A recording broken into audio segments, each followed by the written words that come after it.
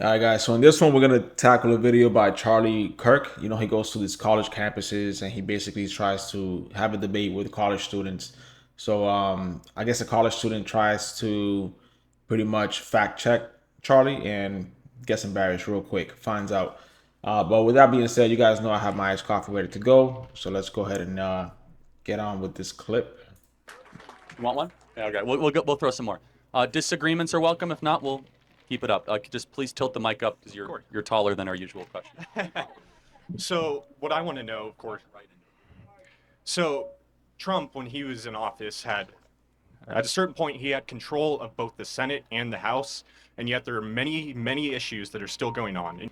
Well, so you bring up a pretty good point and then a not good point. So let me give you the pretty good point. You're right. Trump should have done more with a unified House and the Senate. So Donald Trump did actually fix the border, and he did it without the U.S. Senate or House. He did it through executive orders and through executive direction. The border, when Donald Trump was president, had the lowest ever recorded border crossings into our country on the southern border. Under Joe Biden and Kamala Harris, it's the highest ever, right? And so, So why did he veto the border bill then? okay, well, first of all, He used his political power to. fair enough. How much do you know about the border bill? So the border bill was endorsed by the Border Patrol agents, right? First of all, that's not correct. That is correct. No, they came out and they said they totally denounced Not Harris. They didn't endorse Harris. They endorsed the bill. it. No. No, you can look at Brandon Judd's statement. He said that's one of the greatest misinformation lies. But let's talk about what actually it is. That I can bill, pull it up. yeah, type in Brandon Judd border bill. I'm going to type in the Border Patrol endorsement of the bill. Well, no, Brandon Judd is the one you should look at, okay? So anyway, what some union says or doesn't say is besides the point. So, but let me ask you this. For getting the Border Patrol's endorsement or not, mass amnesty was in the bill. It would have given amnesty to 10 Border million. Patrol union-backed Senate immigration bill despite Yes. House GOP. Yes, what did Brandon Judd say about that? So the National Border Patrol Council. Right, but that's not the Border Patrol Union. Those are two different things, right? They still have their endorsement, and again, you Yes. can't say they're Kamala's. Hold on a second. They Possibly, again they because, retracted they it soon endorse after. Kamala. Just to be clear, though, it would have given amnesty to 10 million people in this country. Do you think that's a good idea? Potentially, if they're working in this country. You, you would give amnesty. The majority of illegal immigration, 75% of illegal immigration is overstaying visas. These are 10 million people that came. We're not even talking about the overstay visas. We're talking about people that came across the border. 10 million of them, uninvited. What would you do with them? Give them jobs? If there's room for them to work, Oh, this is a super important moral distinction, though. And that's fine. We have clarity, not agreement. You think the people in this audience should have to compete against foreigners for jobs. So the one thing that I don't agree with the immigration status is, or the immigration issue that we have, is that it's not fair for people that are trying to come in here legally and they have to wait over a decade in order to get the right paperwork, the right permissions to come to this country.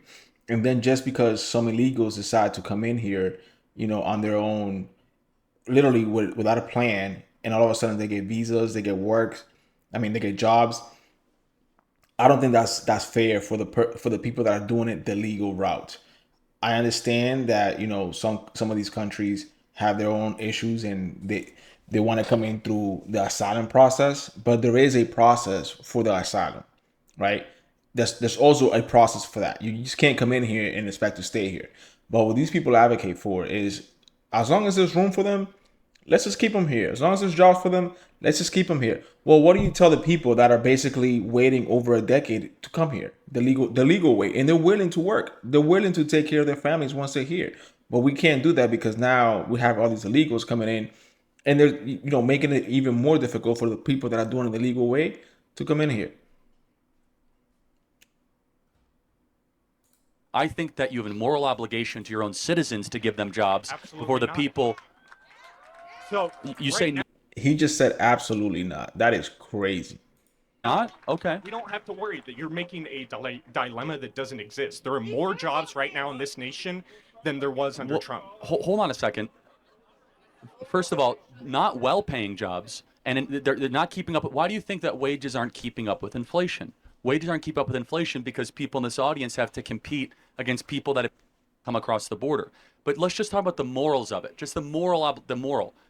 So you would give amnesty for people that are and newcomers that just come in and cut in line. I want to talk about the practical here, No, Charlie. the border bill gave them amnesty. It is practical. So that's why the Trump practical torpedoed here it. is if they can help our nation, then we should let them. Just let me ask you a moral question, because we can go back and forth.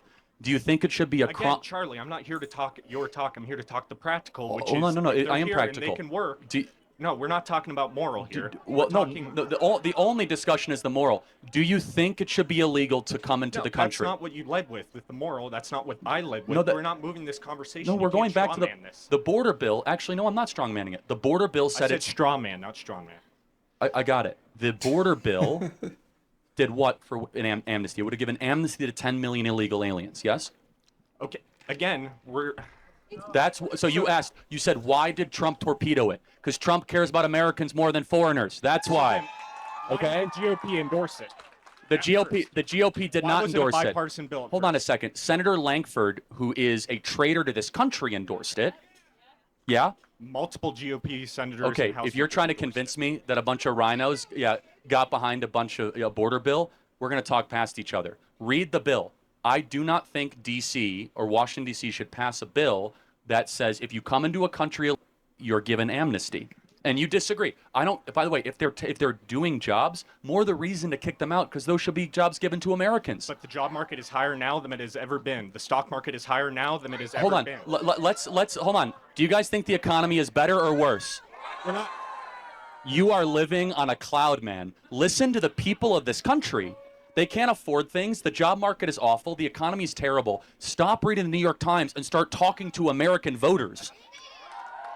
Yeah. And you understand how insane you sound? The economy is better. People are telling you they can't afford stuff. Yeah, inflation is high now because Trump spent more than any president on the debt in 4-year period. So wait, it's Trump's fault that inflation is high 4 years later. As you would come to realize, I'd hope in your role that economies are reactionary forces. It takes time for things to be implemented. Got it. So nothing is Biden's fault. Everything is Trump's fault. We'll see Biden's Pretty impact much. largely in the next 3 or 4 years. It really is remarkable, the power of propaganda. It's fine. Do you think that Kamala Harris and Biden are successful? It depends on what metric. Any But metric. economy-wise, No, I actually do agree. They are a huge success in destroying the country. I totally agree. If you look at economists, right, some of the nations, actually many of the nation's leading economists have endorsed Kamala Harris for presidency because they say that Trump will ruin the economy. Then why didn't he ruin it the first time? No, it's because they know that if Kamala takes office, they're pretty much going to take advantage of her. And they're going to treat her like a puppet, which she is. He did. Trump ruined the economy? Again, it's reactionary forces. What Trump did is he handled. So let me just ask one final thing. What is Kamala Harris's greatest accomplishment? Kamala Harris's greatest accomplishment, I think it depends on who you ask, but I would say. You. Yeah, I would say it was cutting child poverty in half. In half. She did that?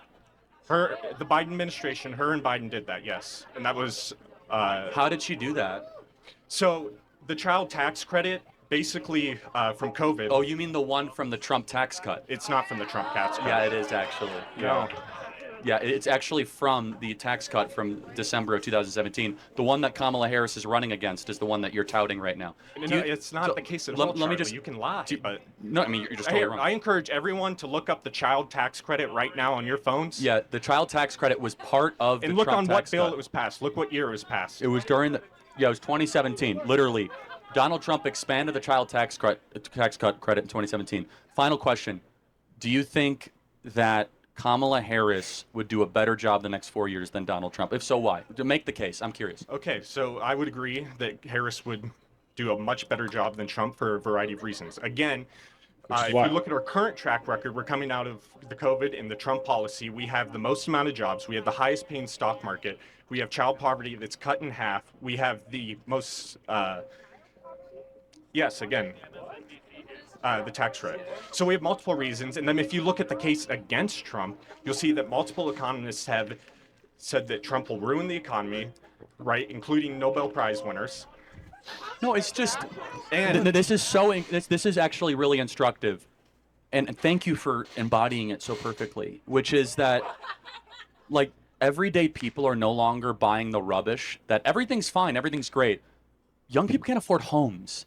Right, because if you here in Montana specifically, No, every state I know. has seen housing prices go up. And but not just that, it's that energy prices are up. It is harder than ever to be able to have a family. We have a All right, fertility so let's crisis. take Montana for example. Northwestern energy prices are going up under a Republican board of commissioners, despite having a budget surplus this year of over Okay, $2 billion. I don't know about that. I'm sure somebody else can comment on that. But going back to the macro trends across the country, Donald Trump, when he was president, lower income earners saw their incomes go up the most. Young people were flourishing, lowest ever black unemployment, Hispanic unemployment, Asian American unemployment. We saw an economic renaissance. So if he wants to make the case that pretty much the presidency, whatever they do, takes a while to take effect, which to some degree I kind of agree on that, but I don't think it's every 4 years. If that's the case, then why don't people give Donald Trump his flowers when it's due? Because if, according to them, if there was a great economy while Biden is in office, technically speaking, that should belong to Trump. That credit of the economy should belong to Trump. But they're gonna say no, it still belongs to Biden just because he's the one in office. The hypocrisy is insane from these people. Renaissance and a miracle. But here's the point. Here's actually the kicker. Here's how I know I'm right. Is that when American people are asked outside of the economists, 70% of people think the Trump economy is better than actually what's happening now. So you're living on an island. If you look at so real are wage people growth wrong? No. compared- if Hold you on. look at real wage Answer the growth question. compared to inflation. I encourage everyone these to look people this up. wrong? Statistica, great source. Are these- real wage growth compared to inflation No. is higher under the Biden administration? Are 70% of the people here or the country wrong when they say Trump was better at the economy? Again, look it up.